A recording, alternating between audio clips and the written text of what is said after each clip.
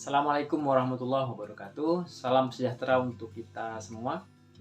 Sebelumnya saya ingin memperkenalkan diri saya. Nama saya adalah Emma Hadi atau biasa disebut Coach Hadi. Bapak dan Ibu semua, tema kita pada hari ini adalah tentang menginstal citra diri kesuksesan di dalam pikiran bawah sadar. Nah, pertama adalah kita harus memahami dulu life map ya atau peta kehidupan. Bahwa sebagian besar dari kita itu tidak didesain untuk menjadi entrepreneur, sehingga tingkat entrepreneur kita itu sangat rendah ya. Kita didesain oleh keluarga, lingkungan, bahkan oleh sistem pendidikan kita mulai TK hingga perguruan tinggi untuk menjadi pegawai ya, menjadi karyawan atau menjadi profesional, misalkan menjadi dokter, menjadi insinyur ya, menjadi pilot. Jadi seputar bidang itu. Nah, mereka yang jalan hidupnya menuju desainnya sejak awal itu biasanya hidup dalam situasi yang normal-normal saja ya, yakni mengalami siklus kehidupan mulai dari fase bekerja menghasilkan uang, berkarir untuk meningkatkan penghasilan, dan kemudian pensiun dengan keuangan yang sangat terbatas ya. Dan setinggi apapun pencapaiannya ya, anak-anaknya akan memulainya lagi dari nol ya, seperti orang tuanya dulu gitu ya. Nah, ada sebagian dari mereka itu yang tidak puas dan tidak nyaman dengan pekerjaannya yang sekarang, sehingga mulai menjalankan usaha untuk menambah penghasilan. Sebagian lagi itu ya karena kebanyakan tidak terserap di dunia kerja, sehingga mulai menjalankan usaha-usaha. Nah,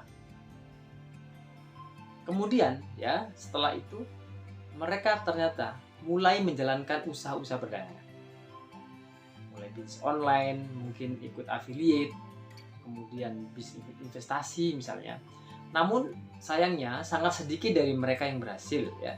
Maksud hati ingin menambah penghasilan, malah sebaliknya hutangnya semakin banyak, dan tidak sedikit ya yang kemudian frustasi karena terlilit hutang yang seperti tidak ada ujungnya.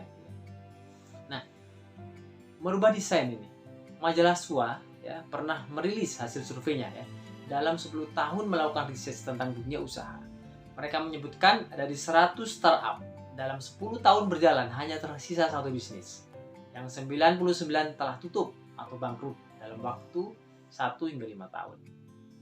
Artinya, tingkat keberhasilan dalam bisnis ya, berdasarkan riset ini itu hanya 0,1%. Sangat kecil sekali.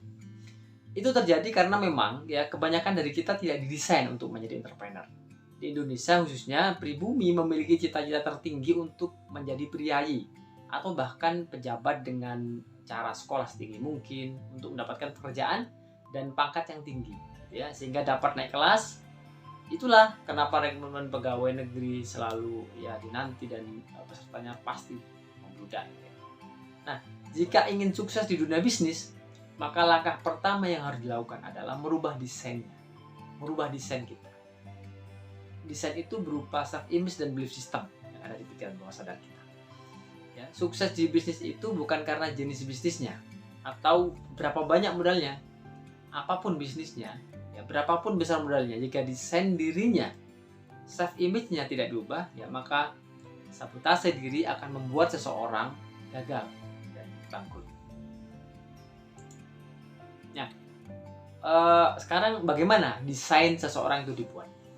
Manusia itu lahir dalam keadaan bersih ya, belum memiliki belief apapun ya. Setelah dia lahir, melalui panca inderanya ia menerima informasi dari kedua orang tuanya, dari lingkungannya, dan itulah proses awal pengisian atau install belief yang ada pada manusia.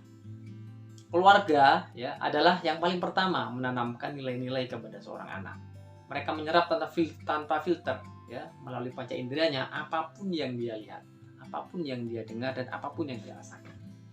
Desain seseorang atau yang biasa disebut dengan self-image atau citra diri dipengaruhi oleh belief system atau sistem kepercayaan yang mereka serap saat mereka usia 0 sampai 7 tahun. Nah, fase inilah yang paling menentukan ya, seseorang itu akan bagaimana hidup selanjutnya. Belief system akan menjadi blueprint ya, yang menentukan pola pikir, sikap, tindakan, bahkan menentukan nasibnya. Nah, ini ada 3 fase terbentuknya belief system Bapak Ibu ya. Belief system itu terbentuk dalam 3 fase kehidupan seseorang. Yang pertama fase tanam, ini terjadi pada usia 0-7 tahun ya. Pada usia ini, anak menyerap apapun tanpa filter terhadap situasi, tata nilai, pengetahuan, konsep, dan informasi apapun. Pada fase ini ya, peran orang tua itu sangat penting. Bahkan ada ungkapan bahwa ibu atau keluarga adalah madrasatul ula gitu ya, atau pendidikan pertama seorang anak. Yang kedua, Bapak Ibu, itu adalah fase modeling. Ya, ini terjadi usia 7 sampai 14 tahun. Pada fase ini, itu anak cenderung meniru orang yang dia idolakan atau orang yang paling dekat dan sering berinteraksi dengannya. Nah, pada fase ini ya, lingkungan itu paling menentukan terhadap fase modeling ini. Lingkungan bermain ya, lingkungan sekolah misalnya, itu memiliki pengaruh yang sangat dominan pada fase modeling ini. Yang ketiga adalah fase adaptasi, Bapak Ibu. Ini terjadi pada usia 14 sampai 21 tahun ya. Fase ini adalah fase adaptasi ya. Semua informasi yang masuk pada fase ini akan difilter sesuai dengan belief system yang sudah terbentuk pada fase tanam dan fase modeling ya. Hanya yang cocok saja dengan belief system yang sudah ada itu yang bisa masuk. Yang tidak cocok tidak akan bisa masuk. Kehidupan mereka selanjutnya dikendalikan oleh belief system ini. Nah, perubahan sistem ya, perubahan belief system itu akan terjadi dalam 3 kondisi ya. Bisa menguatkan yang sudah ada ya, bisa melemahkan belief system yang sudah ada, atau bahkan bisa mengganti belief system yang sudah ada. Nah, sekarang apa pengaruh belief system ya? Dengan belief system, seseorang itu membuat standar-standar tentang kebaikan, kebenaran, keindahan, cinta, keuangan, dan lain-lain. Apa yang telah diinstal tersebut akan menjadi life script ya, menjadi patokan hidup yang dijalannya. Untuk itu, manusia akan hidup seiring dengan belief system yang dianutnya, diyakininya. Itu akan menjadi standar bagi dirinya dalam menjalani hidup. Nah, sekarang mari kita lihat ya pada diri kita sendiri. Apa saja standar-standar kebenaran yang ada di kepala kita, yang menjadi pegangan hidup kita. Jika belief system kita berisi hal-hal negatif dan melemahkan, maka jangan heran ya, jika hidup kita akan dipenuhi dengan hal-hal yang negatif dan lemah. Sebaliknya, ya, jika belief system kita berisi hal positif, optimis, memberdayakan, ya, maka hidup kita akan bahagia, semangat, dan selalu positif. Nah, sekarang coba kita cek kembali ya, standar-standar itu dalam belief system kita. Bagaimana belief system kita tentang kuasa Tuhan, tentang peran manusia, tentang kekayaan, tentang keuangan, dan tentang pekerjaan, dan lain-lain ya. Karena itu semua yang akan menciptakan pola atau life map kehidupan kita dalam bidang tersebut. Nah, Bapak Ibu semua, keyakinan itu ada 2. Ada keyakinan yang menghambat, ada keyakinan yang memberdayakan. Ada empowering belief, ada limiting belief. Nah, hati-hati dengan keyakinan Anda, ya. Karena ada keyakinan yang bisa menghambat dan ada keyakinan yang bisa memberdayakan. Pilihlah hanya keyakinan yang bisa membuat kehidupan kita tumbuh dan berkembang ke arah yang lebih baik. Keyakinan yang menghambat itu akan menjadi mental block ya, yang membuat kita close minded, susah move on dan melemahkan kehidupan. Misalnya keyakinan bahwa kita ini bodoh, ya, citra diri kita ini bodoh, merasa nggak bisa, merasa tidak mampu, merasa hidup tidak adil, punya keyakinan uang tidak dibawa mati, orang kaya pelit misalnya, orang kaya itu lama hisapnya misalnya ya. Untuk apa kaya kalau tidak bahagia? Konsep dalam dirinya itu lebih baik miskin asal bahagia, dan konsep lain yang melemahkan itu banyak sekali ya, konsep-konsep yang melemahkan, keyakinan-keyakinan yang melemahkan. Nah, kalau memiliki keyakinan yang seperti itu, maka gantilah dengan keyakinan yang memberdayakan. Misalnya ya, saya pribadi yang luar biasa, hidup ini indah. Dengan uang kita bisa banyak bersedekah, bisa banyak berbuat baik, bisa banyak bantu orang lain. Menjadi kaya itu mulia, ya, karena bisa bantu banyak orang kan. Dengan kekayaan kita akan lebih mudah bahagia.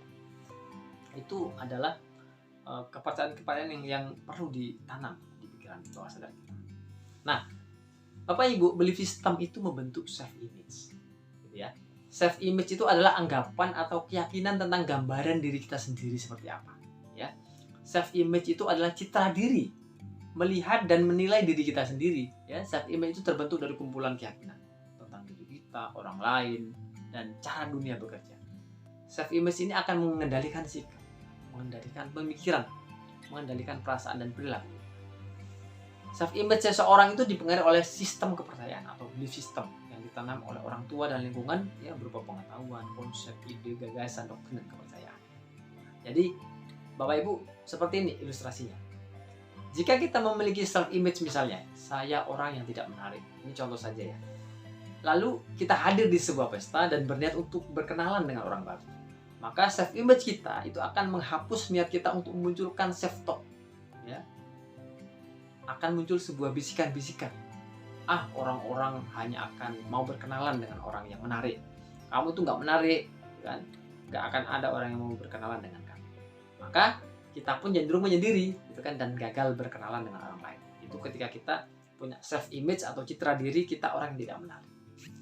Ini contoh ya, Bapak Ibu ya. Nah, demikian pula sebaliknya, ya. Bila kita berpikir misalkan, paling nanti juga nggak ada yang memperhatikan saya, gitu kan? Maka self image kita, ya, citra diri kita itu akan menguatkan dengan memunculkan bisikan-bisikan atau yang disebut dengan self talk. Betul. Untuk orang yang tidak menarik seperti kamu, lebih baik kamu menyendiri saja ya. Masih banyak hal yang lebih menarik dibandingkan dengan berkenalan dengan orang. Self image itu menentukan bagaimana kita bertindak, bagaimana kita berpikir, bagaimana kita bersikap. Jadi apapun yang kita pikirkan, itu self image seakan menyetel servomekanisme kesetalan awan. Gitu ya. Saya ulangi lagi, apapun yang kita pikirkan, self image kita itu seakan menyetel servomekanisme kesetelan awan. Apa itu servomekanisme? Nanti kita akan bahas. Jika kita melihat diri kita sebagai orang yang sial, ya, maka kesialan itu yang akan aktif. Servo kesialan itu yang akan aktif.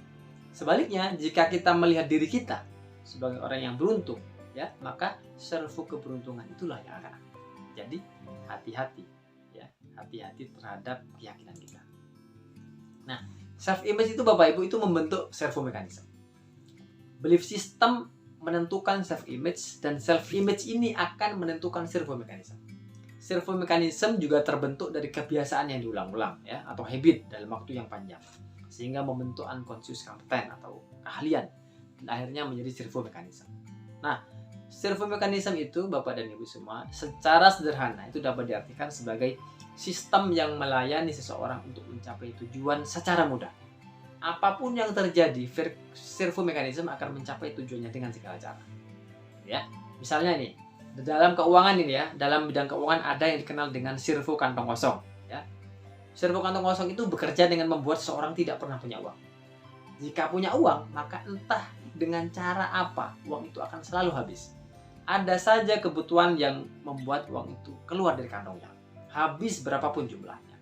Ya, contoh lain adalah servo terlambat. Orang yang punya servo terlambat ini itu akan selalu terlambat datang ke acara ke kantor, ke acara pernikahan dan lain. Dia akan selalu terhambat. Dia akan selalu terlambat dalam menghadiri pertemuan-pertemuan. Meskipun dia ingin datang tepat waktu, ya. Tapi seolah-olah semesta menghambat untuk datang tepat waktu. Jadi nggak bisa datang tepat waktu. Entah itu misalkan dibuat kena macet, ketiduran, ada tamu, ban bocor misalnya, atau kejadian apapun yang membuatnya selalu terlambat. Itu namanya servo. Nah, Bapak Ibu perlu kita ketahui ada dua jenis servo mekanisme. Ada servo mekanisme sukses otomatis, ya. Ini adalah sebuah pola yang membuat seseorang selalu sukses dalam mencapai tujuannya. Apapun yang dia inginkan pasti tercapai. Ya. Orang yang memiliki servo ini terlihat seperti selalu beruntung dalam hidupnya. Kehidupannya sejahtera, secara ekonomi, dan bahagia secara mental. Yang kedua itu adalah namanya servo mekanisme gagal otomatis. Ini adalah sebuah pola yang membuat seseorang itu selalu gagal dalam hidupnya. Orang yang memiliki servo ini akan sulit mencapai tujuannya. Kehidupannya kemudian dipenuhi dengan kekhawatiran, kesedihan, kekurangan, dan keruwetan hidup gitu ya. Biasanya hidup dalam ekonomi yang serba kekurangan dan hidupnya tidak bahagia. Nah, penyebab dari dua servo mekanisme tadi yakni self image, Bapak Ibu. Ya, citra diri kita. Self image akan mengaktifkan servo mekanisme otomatis, ya. Self image yang positif akan mengaktifkan servo mekanisme sukses otomatis, dan self image yang negatif akan mengaktifkan servo mekanisme gagal otomatis. Kita yang memilih mau punya servo sukses otomatis atau mau memilih servo gagal otomatis. Nah, sekarang bagaimana cara menginstal servo mechanism? Setelah kita berdiskusi banyak tentang servo mechanism, tentang self image ya, tentang belief system ya, kita sampai pada cara menginstal servo mechanism sukses otomatis, yakni dengan mengganti self image ya dan belief system yang membatasi. Ya. Dan letaknya self image dan belief system itu ada di pikiran bawah sadar. Self image dan belief system negatif itu harus diganti dengan self image dan belief system positif dan memberdayakan, atau yang disebut dengan self empowering. Nah, saya akan memperkenalkan salah satu teknik membangun self image baru dengan metode craft. Ya, mungkin sebagian dari Anda sudah tahu metode ini ya.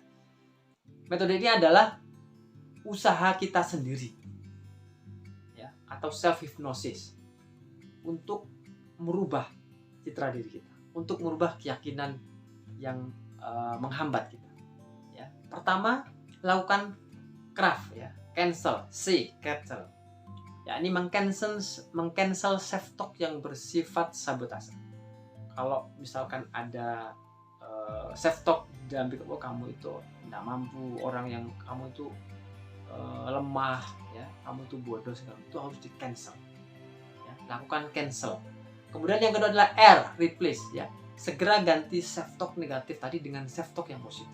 Ganti, saya adalah pribadi yang luar biasa, saya adalah pribadi yang hebat, saya pasti bisa mencapai tujuan dan sejenisnya ya. Kemudian A, affirm ya. Melakukan afirmasi dan visualisasi sesuai dengan self image yang diinginkan. Jadi lakukan afirmasi terus bahwa ya dengan membuat tulisan, gambaran-gambaran yang kemudian mencerminkan ya self image yang kita inginkan. F ya, fokus. Menyediakan waktu khusus untuk melakukan self hypnosis ya. Dalam hal ini kita berusaha untuk fokus membayangkan citra diri kita yang kita inginkan. Itu kan selalu fokus ya kepada apa yang kita inginkan. T, train ya. Merasa bahwa kita sudah mendapatkan apa yang kita inginkan. Jadi kita harus merasa bahwa kita ini sudah punya self image yang kita inginkan. Bukan akan, tapi sudah merasa. Train ya. Kita perlu mempraktekkan craft ini ya, sehingga self image yang kita inginkan bisa terinstall ke pikiran bawah sadar kita. Tentu butuh waktu, perlu kesabaran, perlu persistensi, konsisten ya. Maka insya Allah kita bisa mengganti self image negatif dengan self image positif, mengganti belief system yang menghambat dengan belief system yang memberdayakan, sehingga kita bisa memiliki servo mekanisme sukses otomatis di pikiran bawah sadar kita. Itu Bapak Ibu yang bisa kita sampaikan tentang servo mekanisme. Mudah-mudahan ada manfaatnya. Kurang lebihnya mohon maaf. Assalamualaikum warahmatullahi wabarakatuh.